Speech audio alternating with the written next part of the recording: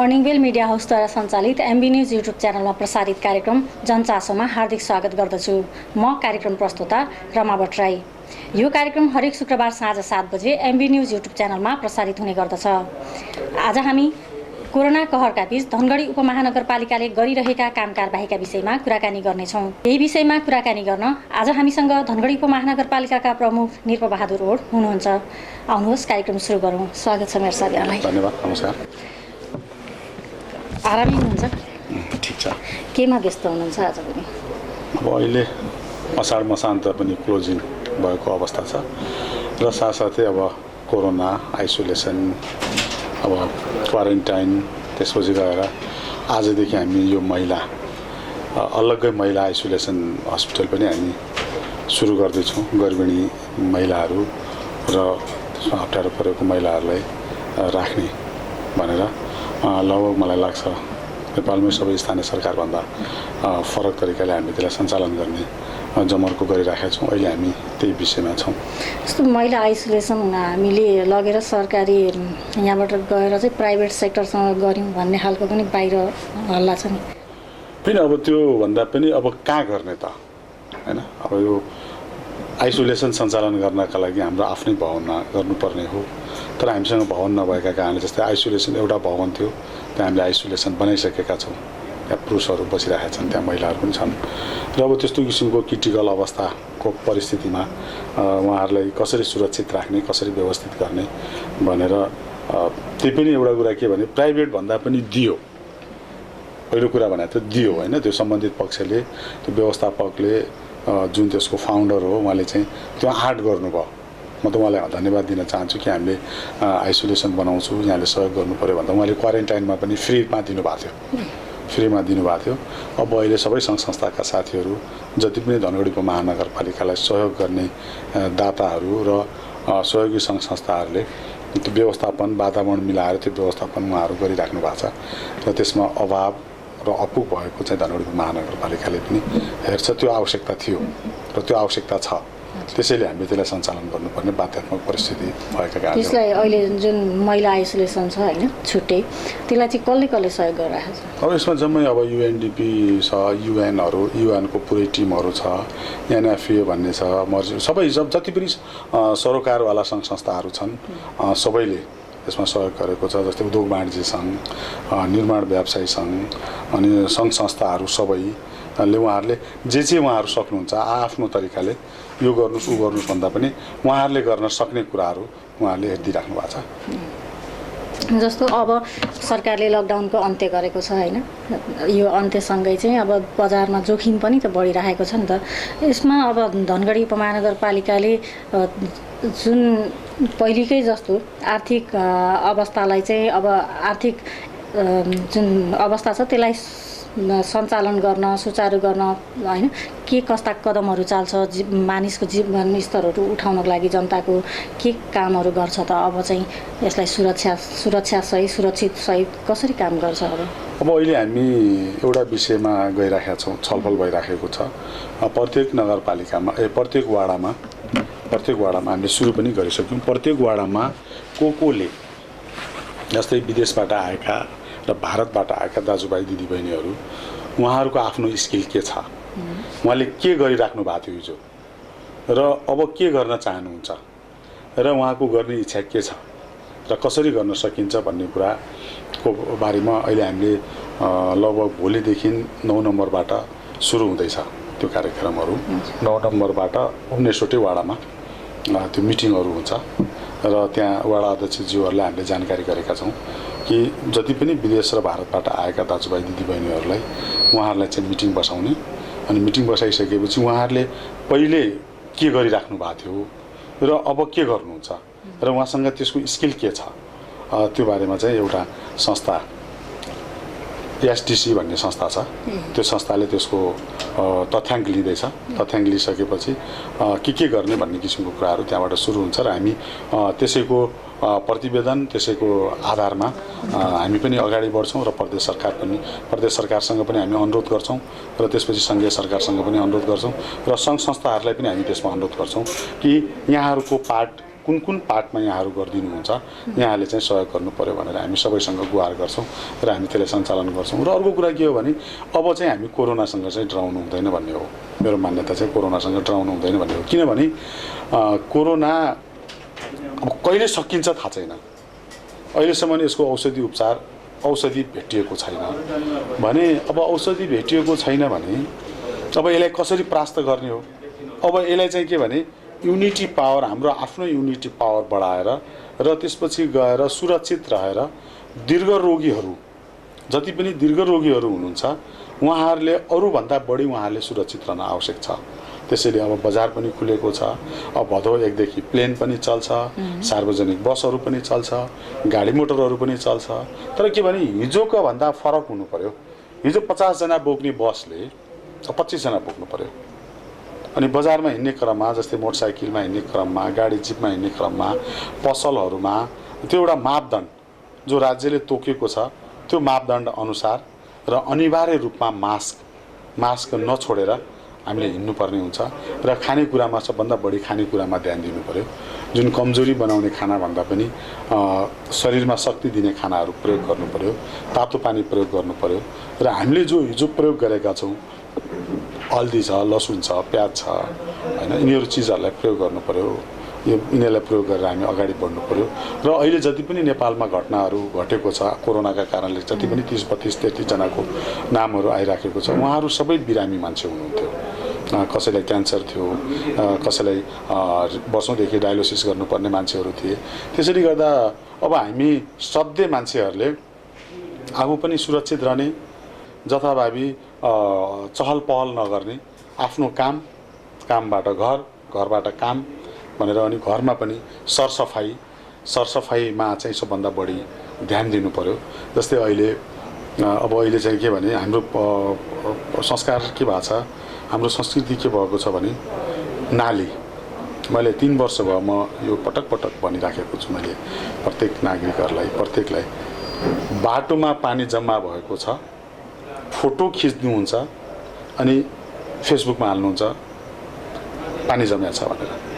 हामी नागरिकको पनि त्यो जिम्मेदारी हो कि त्यसलाई काट्दियो भने, त्यो पानी बगाइदियो भने, घर सफा गर्नुभएको छ, घर सफा गर्नुभएको छ, आँगन सफा गर्नुभएको छ, अनि आफूसँग आफ्नो घरसँग जोडेको नालीलाई झाडपातले भरिदिएका छौँ भने यी कुराहरू आवश्यक छ। सरसफाइ राख्न चाहिँ नागरिकले सहयोग गरेनन् हामीलाई भन्न खोज्नु भएको होइन, गर्नु पर्यो भन्ने हो। सहयोग गर्यो गरेन भन्दा पनि हामी नागरिकको पनि के जिम्मेदारी हो, हामी जनप्रतिनिधिको पनि के जिम्मेदारी हो भन्ने। जनप्रतिनिधि हामी 100 जना छौँ, नागरिक 2 लाख छ भने आफ्नो घरको अगाडिको नालीमा भएको झारपातहरू, आफ्नो नालीमा भएको फोहोरहरूलाई त हामी पनि त सफा गर्न सक्छौँ। एउटा अभियानका रूपमा टोलमा त्यहाँ क्लब छ, त्यहाँ आमा समूहहरू छ, त्यहाँ स्वयंसेविका दिदीबहिनीहरू हुनुहुन्छ, त्यहाँ हामी छौँ, त्यहाँ टोल समितिहरू छ। कुनै पनि टोल समितिले सरसफाइ गरेको छ त्यो एरिया सफा भएको छ, पानी पनि जम्दैन, पानी पनि बग्ने खालको वातावरण हुन्छ। अब हामी अहिले के गर्दैछौँ भने प्रत्येक नागरिकले के गर्दैछ भने नालीलाई सानो बनाउँदैछौँ अनि नाली कब्जा गर्दैछौँ भने सबै जिम्मेदारी सरकारको मात्रै हुँदैन, त्यसमा हामी सबैको जिम्मेदारी पनि हुन्छ। नाली कब्जा गर्ने मात्रै कुरा भएन, यहाँ त नालाहरू धनगढी नगरपालिकाभित्रका ती नालाहरू चाहिँ अब हराउँदैछन्, बिस्तारै साना खुम्चिँदैछन्, नालीमा परिणत हुँदैछन्। त्यो अतिक्रमित नालाहरू हटाउनको लागि जुन चाहिँ नदीहरू होइन, हिजोका नदीहरू अब नालामा परिणत हुँदैछन् साना। भोलि यो अहिले पनि अब बाढीको जुन सम्भावना छ, यहाँ त धेरै जस्तो बाढी नै हुन्छ, घरमा बाढी पसिरहेको छ। अस्ति पनि सामान्य पानी पर्दाखेरि प्रत्येक ठाउँमा चाहिँ केही नभए पनि एकछिन पछि पानी गए तापनि तर धेरैका घरभित्र चाहिँ त्यो पानी पस्यो, त्यो नालाहरू बन्द भएर। यो अतिक्रमित नालाहरू हटाउनको लागि पनि त नगरपालिकाले केही पहल गर्नुपर्छ। हामीले पहल गरेका छौँ, यसका बारेमा वडा अध्यक्षज्यूहरू लागिराख्नु भएको छ, म आफै लागिरहेको छु, मैले अहिले बोलिराखेको पनि त्यो पहल। जस्तो धनगढी नगरपालिकाको सामने यहाँ नजिकै भएको यहाँ एउटा नाला छ देवतालिम केन्द्रनिर, त्यो नाला पहिलाको र अहिलेको नाला हेर्दाखेरि त्यो नदीको अहिले चाहिँ नालीको रूपमा विकास भएको छ कि त्यसलाई चाहिँ हामीले आफ्नै अगाडिको गर्न सकेनौँ भने हामीले धेरै कुराहरू बोल्छौँ कि भन्ने खालको पनि बाहिरतिर आरोप चाहिँ यहाँलाई चाहिँ आरोप चाहिँ आउँछ, आइरहेको छ अहिले पनि होइन। धनगढी नगरपालिकाको मुखनिरको चाहिँ त्यो नालामा उठेका ती होइन त्यहाँनिर घरहरू बनेका छन्, संरचनाहरू बनेका छन्, त्यसलाई हटाउने पनि त प्रयत्न गर्नु पऱ्यो नि त। प्रयास होइन त्यो त त्यही मैले अस्ति पनि यहाँहरूसँग कुरा त्यो अहिले हाम्रो जम्मै प्रतिवेदनहरू आइसकेका छ। अब सम्भवतः आज भोलिमा मैले पहिलो हप्ता नै चिठी काट भनेको छु, सम्भवतः काटिसक्यो होला, सम्बन्धित धेरै छैन, 20-22 जना 15-16 जनाको चाहिँ त्यो पर्छ। तुरुन्तै चिठी काट भनेर मैले प्राविधिक फाँटमा भनिसकेको छु र आज पनि मैले अब यो विभागीय प्रमुखहरू अहिले 3 बजी मिटिङ बसाउनुहोस् पनि भनेको छु। अब यो के हो भने त्यही मैले भन्नु खोजेको के हो भने जिम्मेदारी हामी सबैको हो भन्ने कुरा बुझ्न जरुरी छ। म यहीँ बसेको मान्छे 10 वर्ष अगाडि हरेक नालीहरू हाम्रो यहाँको जनजाति क्षेत्रका साथीहरू चौधरीहरू जुन एरियामा छन् प्रत्येक वर्ष चाहिँ वर्षातभन्दा अगाडि नाली सफा गर्थ्यौँ हामी सबै मिलेर, सार्वजनिक रूपमा हामी सफा गर्थ्यौँ। तर अब अहिले के भने हामी आँगन र घर मात्रै सफा गर्ने भयौँ, एउटा अभियानका रूपमा प्रत्येक टोलमा सरसफाइको अभियानका रूपमा जान जरुरी छ। अनि मैले नाली रोकेपछि अर्को बोल्दैन। जस्तो नगर सरसफाइका कुराहरू गर्दा त हामीले टोलमा भएका स्वयंसेविका होइन उहाँहरूलाई अनि त्यसपछि टोल विकास संस्थाहरूलाई तिनीहरूलाई पनि त युज गर्न सक्छौँ। होइन छ, उनीहरूको त क्राइटेरिया त्यही हो त। टोल विकास संस्थाको कामै त्यही हो, स्वयंसेविकाको कामै त्यही हो होइन, क्लबहरूको कामै त्यही हो, सामाजिक कार्य गर्ने होइन। पहिलो नम्बरमा क्लबहरूले सामाजिक कार्य गर्ने, टोल विकास संस्थाको विधानमा पहिलो 1 नम्बरमा चाहिँ सामाजिक कार्य गर्ने, सरसफाइ गर्ने, समाजमा भएका विकृतिहरूलाई हटाउने, समाजमा भएका महिला हिंसालाई हटाउने उहाँहरूको टिवारै छ। तर के भने गरिदिनु पर्यो, त्यो विधानलाई अध्ययन गरिदिनु पर्यो। हामी बोलेछौँ, अलिकति नगरपालिकाले पनि त पहल त गर्नु पर्यो नि त। एकदम गरेकै छौँ। उहाँहरूलाई अब अहिले भर्खरै स्वयंसेविकाको कुरा मैले जोड्न चाहेँ, स्वयंसेविकाहरू आउनुभएको थियो, हामीलाई चाहिँ सेवा सुविधा चाहियो भनेर कुरा मात्र त्यो हामी जति पनि नेपाल हामीले माग गर्ने सेवा सुविधा मात्रै हो होइन। सेवा सुविधा हामीलाई सेवा सुविधा छैन, हामीलाई काममा मात्रै लगाउनु भएको छ भन्ने काममा त के काममा उहाँलाई जुन दिन काममा लगाउँछ त्यो दिन हामीले भत्ता दिन्छौँ। त्यो सामान्य भत्ता हो, त्यो भत्ता दिन्छौँ नि त, काममा लगाउनेलाई भत्ता दिन्छौँ होइन। तर के भने महिनाको 3, 4, 5 दिन काम गर्नु चाहिँ उहाँले भत्ता पाउनुहुन्छ होइन। अब अन्य बेला त खाली हुनुहुन्छ। तर के भने हाम्रो कर्तव्य पनि के हो, किनभने उहाँहरू स्वतः तयार भएर आउनुभयो नि त।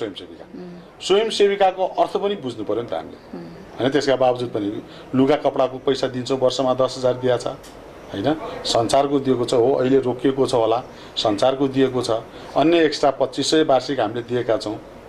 तर के भने गर्ने इच्छा शक्ति भयो भने त्यो हामीमा पनि जागृत हुनु पर्यो। जस्तै अब अहिले हेर्नुहोस् 80% कोरोनाका कारणले 80% प्राविधिक हामीसँग छैन, हामीले अर्काको प्राविधिक प्रयोग गर्नु परेको छ।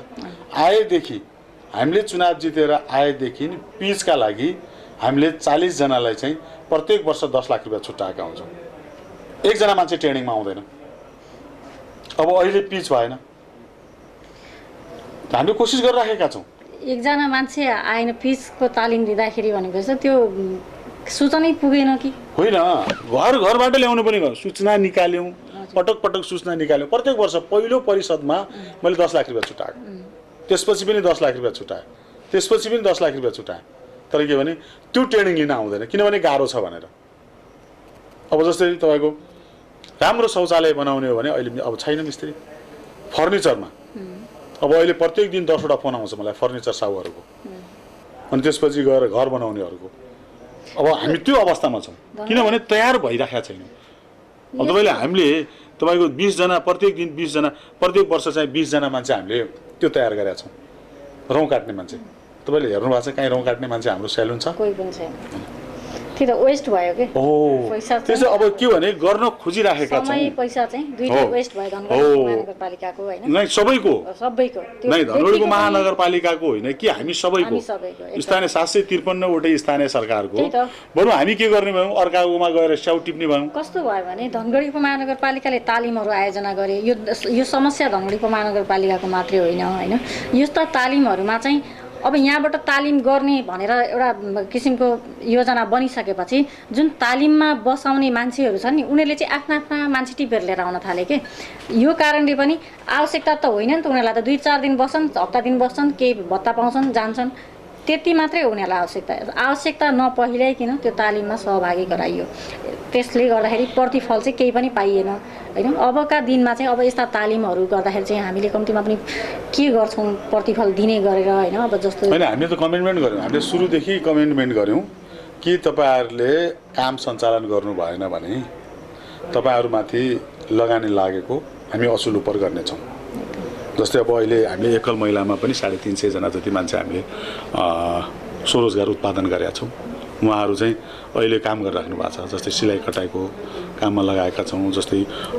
प्लास्टिकलाई चाहिँ अलि निस्तेज गर्नका लागि हामीले त्यो ब्याग तयार गर्ने टिम पनि एउटा तयार गरेका छौँ उहाँहरूले पनि आफ्नो किसिमको कामहरू गरिराख्नु भएको छ र केही सुरु भएको छ पहिलेभन्दा सुरु चाहिँ भएको छ पहिलो सालभन्दा चाहिँ त्यसपछि गरेका कामहरू सुरु चाहिँ भएका छन् तर के भने हाम्रो त्यो चाहिँ इच्छा शक्ति भएन किन भएन भने हामी आँप टिप्न अर्काको तयार छौँ स्याउ टिप्न जान तयार छौँ अनि अर्काको एक ठाउँमा गएर शौचालय सफा गर्न तयार छौँ हैन तर हामी हाम्रोमा गर्न तयार छैनौँ हामी कृषि पनि अर्काकोमा गर्न तयार छौँ तर हामी यहाँ गर्न तयार छैनौँ हैन जस्तो यहाँलाई थाहा छ गमलामा कागतीहरू तयार गर्न लागेको छ गमलामा आँपहरू तयार गर्न लागेको छ त र अहिले मेरो सरकारसँग पनि के भने मेरो सरकार संघीय सरकार र प्रदेश सरकारसँग पनि मेरो के अनुरोध छ भने जो हामीसँग यी सामुदायिक वन लगायतका वनहरू छ नि अब हामीले त्यसमा मात्र जानु हुँदैन किनभने त्यसले उत्पादनता दिएन त्यसले उत्पादनता नदिएका कारणले के हो भने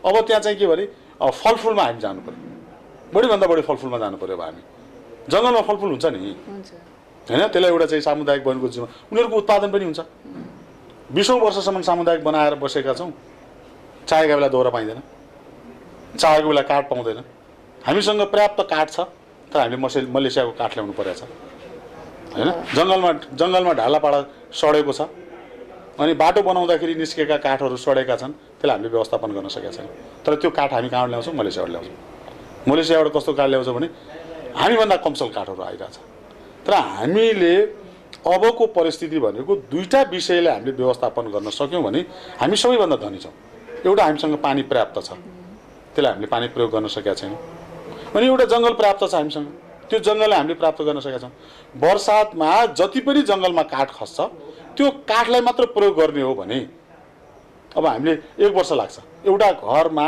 काठ प्रयोग गर्नलाई 1 वर्ष लाग्छ 1 वर्ष क्युमा लागेर उसले काठ पाउँछ अनि त्यो 1 वर्ष काठ पाउँछ 1 वर्ष घर बनाउँछ अनि 3 वर्षमा त्यो घर तयार हुन्छ जस्तो अहिले वैज्ञानिक वन लागू भइसकेपछि त काठ पाउन त सहजै भएको होला नि छैन त्यो छैन त्यसलाई व्यवस्थित गर्न सकेका छैनौँ र अर्को कुरा के भने जुन वैज्ञानिक वन बनिराखेको छ त्यो वैज्ञानिक वन कसरी बनिरहेछ भन्ने खोजी गर्न जरुरी छ हैन त्यो पहिला त त्यहाँ जान जरुरी छ किनभने वैज्ञानिक वन बनाउन पर्ने हो भने त्यो वैज्ञानिक वनको एउटा प्लान त हुनु पर्यो नि त प्लान अनुसार त छ हैन तर त्यसलाई चाहिँ त्यही उपभोक्ता समितिहरू जहाँ पनि घोटाला करोडौं रुपैयाँको होइन करोडौं रुपैयाँको काठ छ करोड रुपैयाँको काठ छ 50 लाख रुपैयाँ 60 लाख रुपैयाँमा ठेकेदारले लिइरहेको छ त्यो वैज्ञानिक वन भन्ने भन्दा अगाडि पहिले वन बेचिसकेका हुन्छ समस्या त्यहाँ हो नि त जस्तै सामुदायिक वन हाम्रो यसमा धनगढी महानगरपालिकाका मातहतमा रहेका वनहरूलाई चाहिँ कसरी उपभोग गर्ने चाहिँ अब प्लानहरू छ यो वर्ष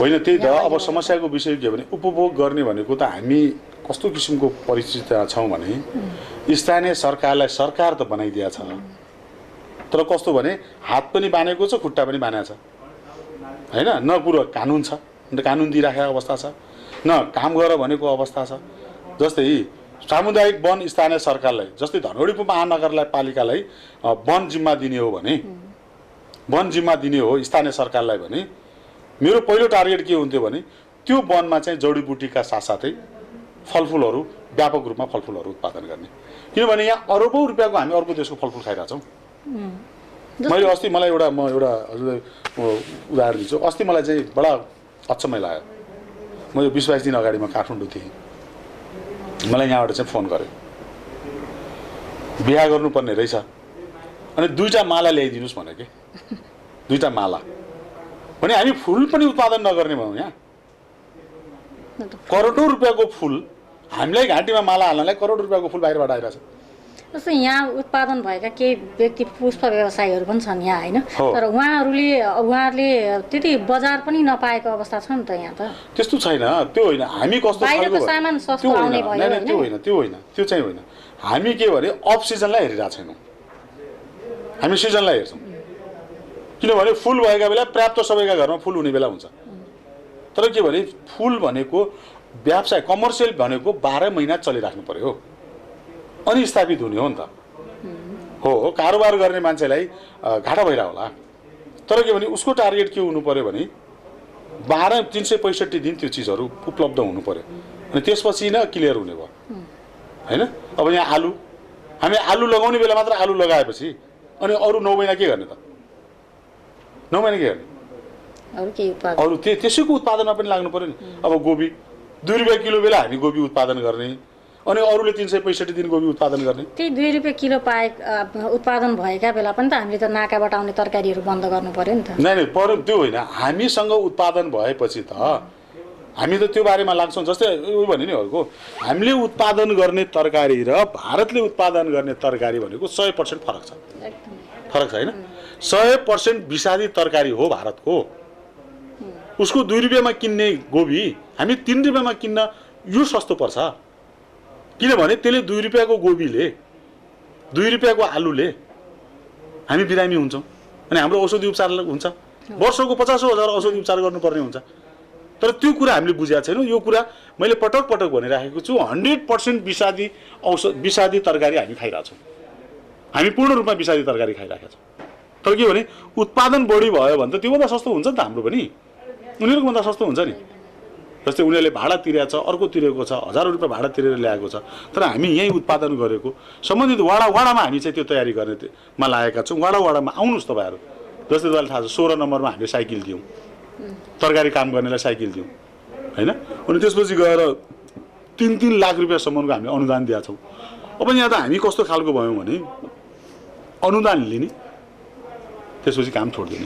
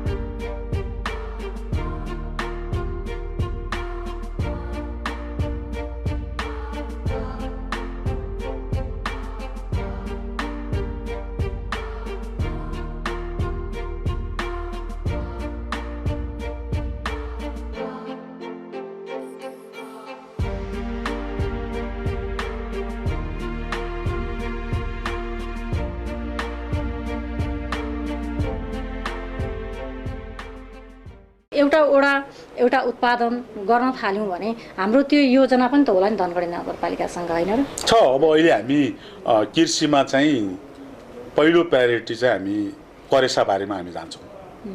मेरो पोहोर सालदेखि नै मैले चाहिँ यसलाई प्रचारमा लगेको करेसाबारीमा जान्छौँ। के मानेमा करेसाबारीमा जान्छौँ भने वार्षिक रूपमा हामी 4-5 अरब रुपियाँ बराबरको तरकारी प्रदेश नम्बर 7 मा भित्रिन्छ। बाहिरको फुल विषादी, एकदम पुरै विषादी भित्रिन्छ। त्यसैले गर्दा बेच्न नसके पनि आफू चाहिँ आफै तरकारी बनाएर खानुस् है, सिजनमा पनि अफ सिजनमा पनि। यो सिजनमा एउटा उत्पादन होला, अर्को सिजनमा अर्को उत्पादन होला होइन। तर त्यो एउटा किसिमको अभियानमा लागेको छु।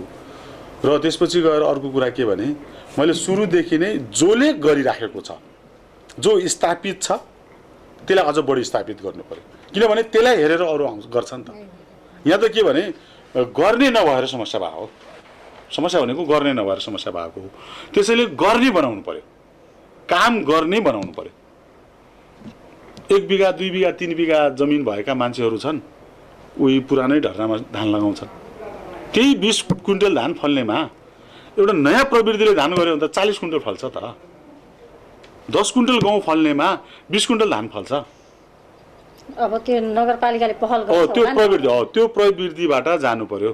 त्यही त त्यसको हैन, लागि त्यो किसिममा जानु पर्यो। जस्तो त्यही खालको चाहिँ प्रविधिहरू भित्राउनु पर्यो नगरपालिकाले हैन, त्यो भित्राउँछ।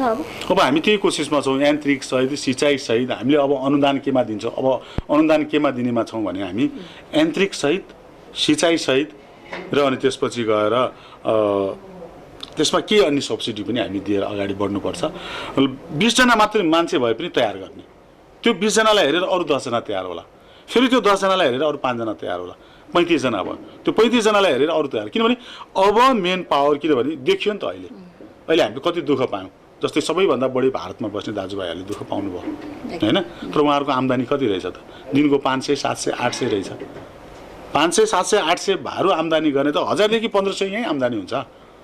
ल एउटा चौकमा गएर गोलगप्पाको ठेला लगाइदिनुहोस् न, त्यो गोलगप्पाको ठेला लगाउने 2000 रुपियाँ कमाउँछ दिनमा हैन। जस्तै नाईको एउटा चौकमा नाईको बनाइदिनुहोस् न, चौकमा आवश्यक छ नि त हैन, गाउँभित्र आवश्यक छ। तर के भने हामी त्यो गरिराखेका छैनौँ। अब धनगढी उपमहानगरपालिका भनेको महानगरपालिका हुन्छ, प्रत्येक क्षेत्र सहर हो नि। अब त प्रत्येक क्षेत्र सहर जस्तै मेरो टोलमा जे आवश्यकता छ सबै त्यही भयो त जाँदैन नि, बाहिर जानु परेन नि त। त्यसैले गर्दा के हो भने हामी कमर्सियल रूपमा हुन सकेका छैनौँ, प्राविधिक रूपमा हामी अगाडि बढ्न सकेका छैनौँ। जस्तै धनगढी उपमहानगरपालिकाले अहिले रिजल्ट आउँदैन। अब धनगढी उपमहानगरपालिकाले यहाँहरूलाई पनि थाहा छ, धनगढी उपमहानगरपालिकाले अहिले 7वटा प्राविधिक विद्यालयहरू सञ्चालन गरेका छ हैन। कृषिको जेटी उत्पादन गर्दैछौँ। त्यसपछि गएर अब हामी सस्तोमा स्टाफ नर्स र बिएनमा जाने तयारी गर्दैछौँ।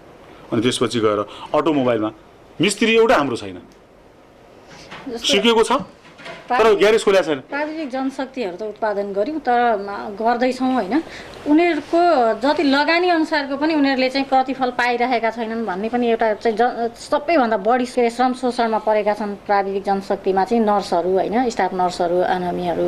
उहाँहरूको पनि त अलिकति होइन जति लगानी छ त्यो अनुसारको उनीहरूलाई जीविका चलाउने खालको पनि त्यो रोजगारी भएन।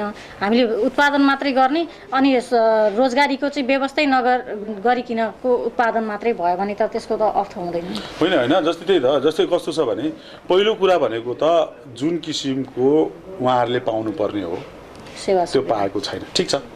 तर के हो भने उहाँ टिक्ने त पाउनु भएको छ नि त। यो देशमा कति प्रतिशत रोजगार भएको छ ल भन्नुहोस् त? 32-33% पनि रोजगार छैन। अनि 70 देखि 80% त बेरोजगार छ नि त। तर उहाँले पढेका कारणले पाइराख्नु भएको छ नि त, पढेका कारणले त पाइराख्नु भएको छ। भोलि परिस्थिति सुधार होला, भोलि एउटा परिस्थितिमा हामी पुगौँला भने त्यो एउटा पार्ट हो। जस्तै भन्नु खोजेको कुरा के भने अहिले जति पनि ग्यारेज हेर्नुहोस् त, अहिले ग्यारेज प्रवेश गराउन हामीले कोरोनाका बेला सरकारी गाडीसम्म पनि हामीले मर्मत गर्ने मान्छे पाएनौँ। यहाँहरूको त्यो प्राविधिक जो ग्यारेजै बनाउने खालको एउटा प्राविधिक शिक्षालय आफ्नै छ, आफ्नै छ, त्यसबाट उत्पादन भएन नि त। त्यही त पढ्दैछन् त अहिले त पढ्दैछन् नि त। पहिलो कुरा भनेको त त्यो पाउने 2 वर्ष लाग्यो होइन। अनि पाएर सुरु गरेको 2 महिनापछि लकडाउन सुरु भयो भने अबको 18 महिना, अबको 10 महिना 12 महिनामा उहाँहरू फिल्डमा हुनुहुन्छ होइन। तर उहाँहरू फिल्डमा आएर अर्को प्रब्लम के हो भने काम गरिदिने कि नगरिदिने।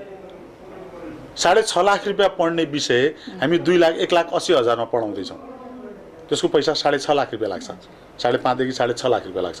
तर हामी 1,80,000मा पढाउँदैछौँ। अनि त्यो जनशक्ति बाहिर आयो भने जस्तै उतापट्टि जेटिओहरू अहिले 22-23 जना जेटिओ धनगढी महानगरपालिकाकै उत्पादन हुन्छ होइन। र अनि त्यसलाई हामीले के भने प्रत्येक वाडामा एउटा जेटिए पर्ने गरी पढाउने, प्रत्येक वाडामा चाहिँ एउटा मेकानिकल इन्जिनियर पढ्ने गरी पढाउने भनेपछि त्यो वाडामा त्यो जनशक्ति उत्पादन भयो। अब त्यो जनशक्तिले त्यहाँ काम गरिदियो भने त प्राविधिक सेक्टरमा आयो नि त मान्छे होइन। जस्तै अब ओभरसेयरहरू पढाइरहेछौँ धनगढीमा, सब ओभरसेयर सब इन्जिनियरहरू पढाइरहेछौँ होइन, शारदामा पढाइराखेका छौँ भने यो जनशक्तिहरूलाई उत्पादन गर्ने प्राविधिक जनशक्ति नभएका कारणले पनि समस्या भयो। त्यसैले अब के भने जुन शिक्षा हामी ब्याचलर भन्छौँ मास्टर्स भन्छौँ त्यो शिक्षा बेरोजगारी शिक्षा हो। प्राविधिक शिक्षा भयो भने उसले राज्यले एउटा कुरा के निषेध हो भने राज्यले सबैलाई रोजगार दिन सक्दैन। राज्यले एउटा नीति दिन्छ, एउटा नियम दिन्छ, एउटा नीति दिन्छ, सबैलाई रोजगार दिन सक्दैन। किनभने त्यही भएका कारणले आफूले गर्न सक्ने कामहरू अनि हामी बैंकहरूसँग पनि समन्वय गर्छौँ, बैंकहरूलाई पनि सहयोग गर भनेर त्यो सामाजिक उत्तरदायित्वभित्र पारेर अगाडि हामी काम बढाउनमा लाग्छौँ। त्यो किसिमको परिस्थिति हुन्छ। जस्तो ब्याङ्कहरूको कुरा गरिहाल्नुभयो होइन, ब्याङ्कहरूले चाहिँ अलिकति डोनेसन दिने, त्यसपछि अनि उनीहरूले गर्नुपर्ने जुन निम्न आय स्रोत भएका व्यक्तिहरू व्यवसाय गर्न चाहन्छन् भने त्यो व्यक्तिहरूले चाहिँ त्यो आर्थिक होइन उनीहरूलाई चाहिँ सपोर्टै भएको हुँदैन क्या ब्याङ्कहरूले, ब्याङ्कसम्म चाहिँ त्यो व्यक्तिहरू पुग्नै सक्दैनन्। अनि कसरी चाहिँ त्यो निम्न स्तरका व्यक्तिहरूको आर्थिक अवस्था? मैले सुरुदेखि के भन्ने गरेको छु भने हो उहाँहरू त्यहाँ पुग्न सक्नुहुन्न भने अहिले हामीले के भने धनगढी उपमहानगरपालिकाभित्र काम गर्न चाहनेहरू सबलाई, कृषितिर काम गर्न चाहनेहरू सबलाई हामी व्यवस्थापन गर्छु भनेको छौँ हामीले। त्यसको सबै समन्वय धनगढी उपमहानगरपालिकाले गर्छ। तर आउनु पर्यो नि त, किनभने हामी त जनताको घरको मान्छे हो नि, हामी जनताको घर दैलोको मान्छे हो नि त। बैंक भनेको कमर्सियल व्यापारी हो, हामी सरकारमा बसेको मान्छे, हामी व्यापारी होइन। हामीले के भने कसरी सजिलो पार्न सकिन्छ, कसरी सजिलो बनाउन सकिन्छ भनेर हामीले गर्ने हो। उहाँहरू आउनुहोस्, कुन बैंकमा उहाँहरू गर्न चाहनुहुन्छ त्यो हामी कोअर्डिनेसन गर्छौँ, हामी व्यवस्थापन गर्छौँ।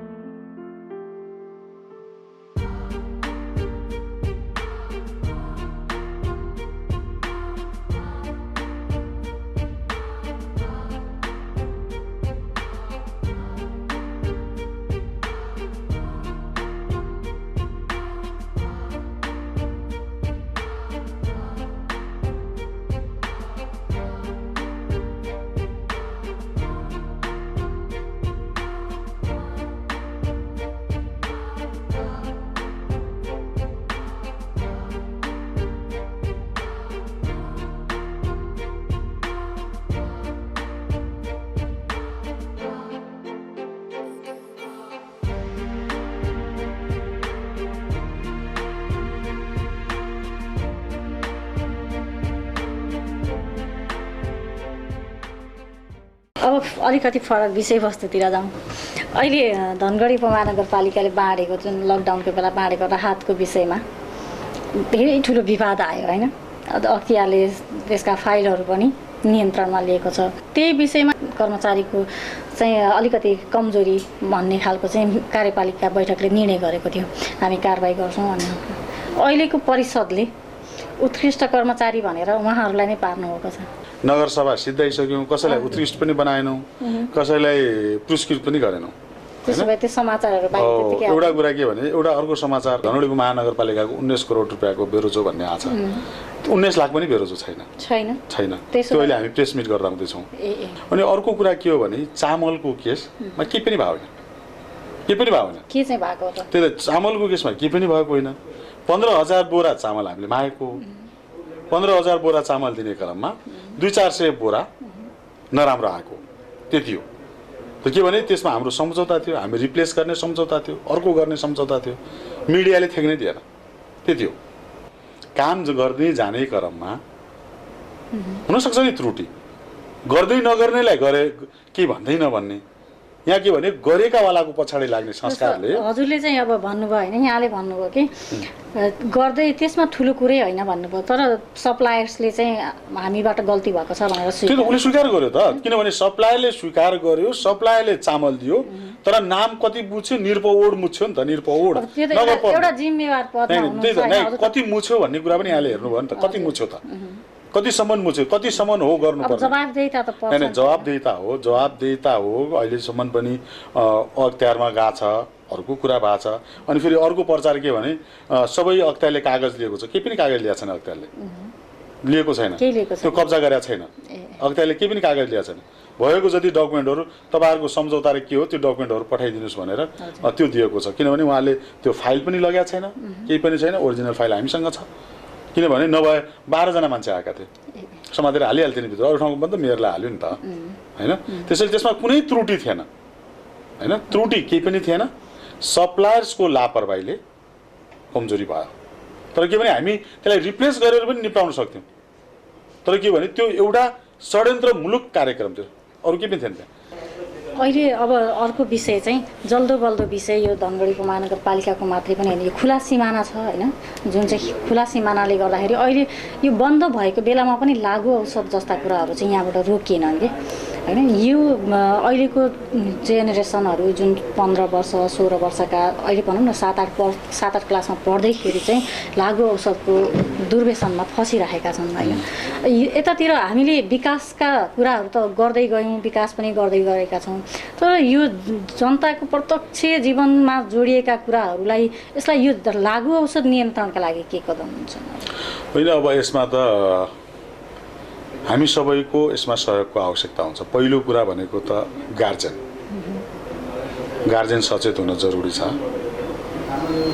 गार्जेन सचेत भइसकेपछि अब हामीले प्रशासनिक पनि प्रयोग गरेका छौँ। म आइसकेपछि धेरैलाई समात्न पनि लगाएको छु, धेरैलाई कारबाही पनि गरिएको छ, सबै कुराहरू गरिएको छ। तर समस्या के भने दुर्व्यसनी गर्नेवाला आमा र बुवा आएर रुन बस्छन्, मेरो छोरालाई छुट्याइदिनु पऱ्यो, मेरो छोरालाई यो गरिदिनु पऱ्यो, होइन? अब यो त्यो बच्चा हामी सबैको सम्पत्ति हो, यो राज्यको सम्पत्ति हो, होइन? तर के भने टिनेजरको बच्चाहरू सबै साफ हुने स्थिति आयो। अब यसलाई चाहिँ हामी सबै मिलेर त्यसका लागि हामी लागिरहेका छौँ। प्रहरी प्रशासन, हामी स्थानीय सरकार जस्तै पोहोर साल हामीले त्यसमा 10 लाख रुपियाँ छुट्याएका थियौँ। दुर्व्यसनीमा बस्ने घरहरूलाई हामीले दियौँ, होइन? ट्रेनिङ प्रहरी प्रशासन वाडामा टोलमा हामी गइराखेका छौँ, सबै ठाउँ गइराखेका छौँ। तर यो के हो भने यो सबैमा यो जनचेतना हुन आवश्यक छ। त्यो बच्चामा पनि कि मेरो भविष्य के हो, मैले के गर्नुपर्छ, मेरो आमा बुवाको सपना के हो, मेरो आमा बुवाको सपना के हो भनेर त्यो बच्चाले हेरेन भने आउने पिँढी कसरी जान्छ?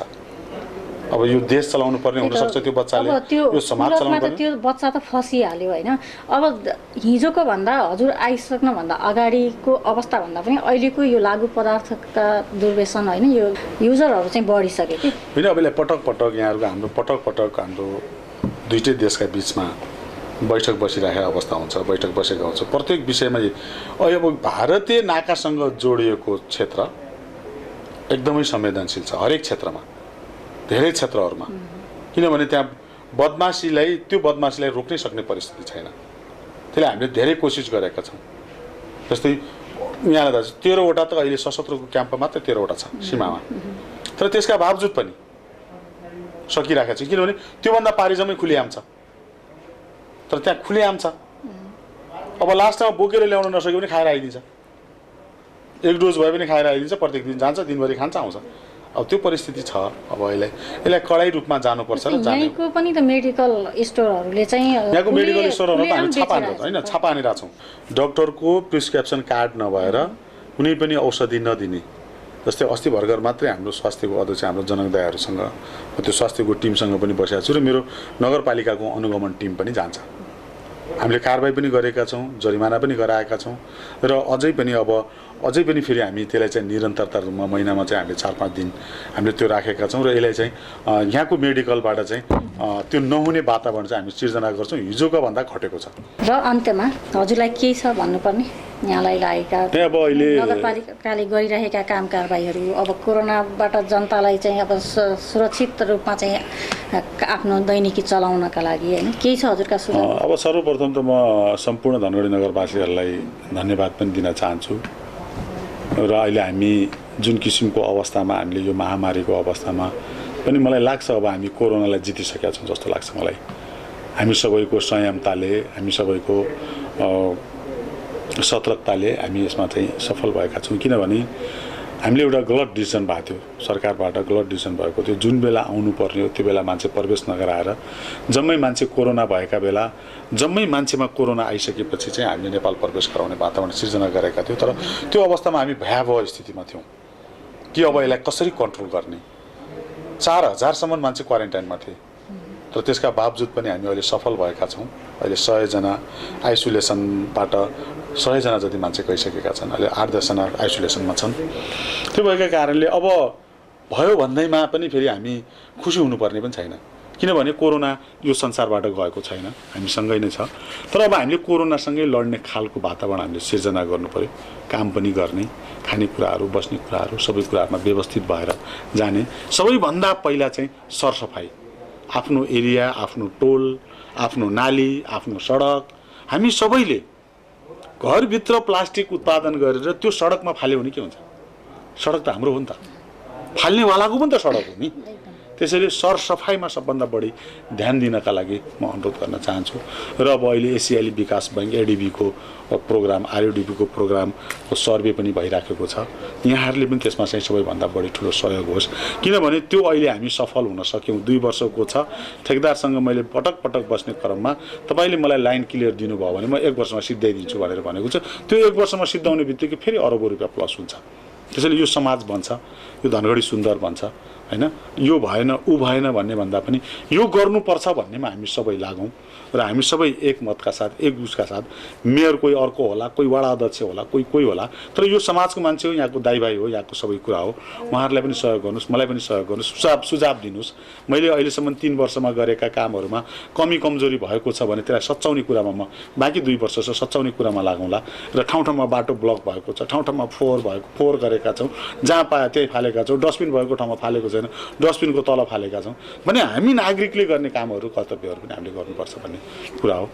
धन्यवाद। हवस् त, आजको निर्धारित समय समाप्त भइसकेको छ। फेरि अर्को अङ्कमा फरक विषयवस्तुका साथ प्रस्तुत हुने नै छौँ। कार्यक्रम नियमित अपडेटका लागि MB news YouTube channel subscribe गरी साथमा रहेको बेल आइकन थिचिदिनुहोला र कार्यक्रम सेयर पनि गरिदिनुहोला। साथै आजको कार्यक्रम कस्तो लाग्यो कमेन्ट बक्समा आफ्नो विचार भने राख्न नबिर्सनुहोला। धन्यवाद।